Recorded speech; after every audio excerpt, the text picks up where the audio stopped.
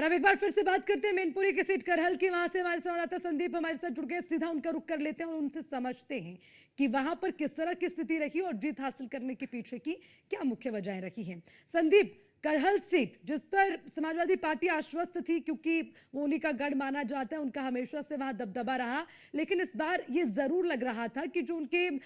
Competitor है सामने, तो वो कहीं ना कहीं मात दे सकते हैं, लेकिन बावजूद इसके तेज प्रताप यादव जीत गए हैं। अब जरा बताइए, जो ये तस्वीर रखी उसके पीछे के मुख्य कारण क्या नजर आते हैं। देखिए, आपको बता दें कि कहीं न कहीं जो मैनपुरी की ये करहल जो सीट थी, वो कहीं न कहीं सपा की सुरक्षित सीट थी और यही कारण था कि इस सीट को प्रदेश की सबसे हॉट सीट माना जा रहा था। यानी कि इस सीट को निकालने के लिए बीजेपी के डिप्टी सीएम से लेकर सीएम तक लोगों ने यहाँ पर पूरी तरह से दबाव बनाया था और कहीं न कहीं जनता के बीच जाकर इस सीट को निकालने का पूर्ण प्रयास किया था। हालांकि पूरे मामले में वो असफल रहे। आपको बता दें कि लगातार यह सपा के खाते में सीट रही है और ये सीट पूरी तरह से सुरक्षित सीट है। यहाँ की जो निर्णायक की भूमिका में रहते हैं वो यादव रहते हैं और यही एक वजह थी कि इस बार बीजेपी ने एक कार्ड खेला कि सैफई परिवार के जो दामाद है अम्बुजेश यादव उनको प्रत्याशी बनाकर चुनावी लेकिन संदीप, मैदान में सवाल उतारा यही कर तो है ना, आपने अभी जिक्र किया है कि जो निर्णायक भूमिका में रहते हैं वो यादव रहते हैं, तो यहाँ पर जो लड़ाई थी वो यादव वर्सेस यादव की थी। इसी बात का हम लगातार जिक्र कर रहे हैं। तो संदीप, इसीलिए लगता था कि मुकाबला कड़ा होगा, लेकिन बावजूद उसके एक बार फिर से समाजवादी पार्टी यहाँ पर कामयाब हो गई।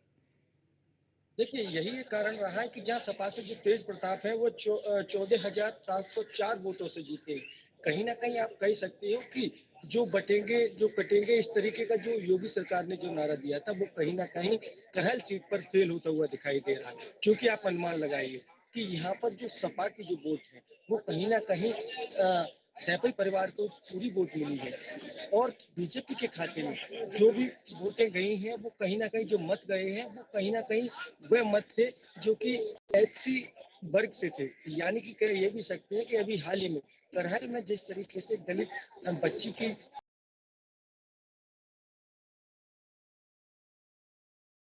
पर उसको तमाम तरह के जो आरोपित थे तो वो कहीं अच्छा, उनकी ठीक यादव है परिवार के संदीप, लोग थे। एक और चीज समझाइए संदीप, एक और चीज समझाइए, क्योंकि हालांकि उपचुनाव हुए हैं इस सीट पर, लेकिन जब पहले भी चुनाव होते रहे हैं तो उसके कहीं ना ठीक है सर, राउंड की काउंटिंग हुई है, उसके बाद बढ़त बढ़ाते नजर आए मतगणना।